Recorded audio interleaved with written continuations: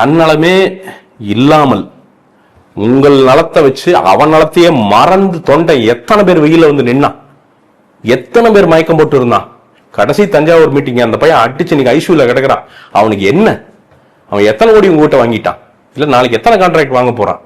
வெறும் அன்பு, உங்க மேல வச்ச அன்புக்கு அவன் ஓடி ஓடி வந்து நின்னான். என்ன கைமாறு திருப்பி சரிங்க.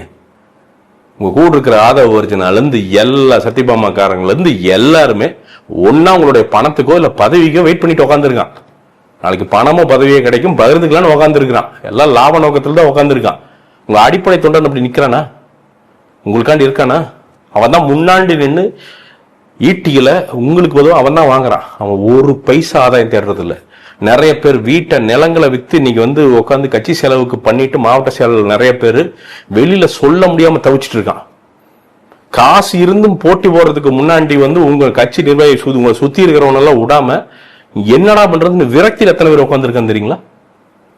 இவ்வளவு பேரை துச்சமா மதிச்சு எங்களை எல்லாம் கேனைன்னு நினைச்சு ஜாலியா உட்காந்து நீங்க ஒண்ணு பண்ணிட்டு இருக்கீங்க. எங்களை எல்லாம் பார்த்தா எப்படி தெரியுது உங்களுக்கு? அரசியல் என்ன அவ்வளவு சாதாரணமா போச்சா உங்களுக்கு?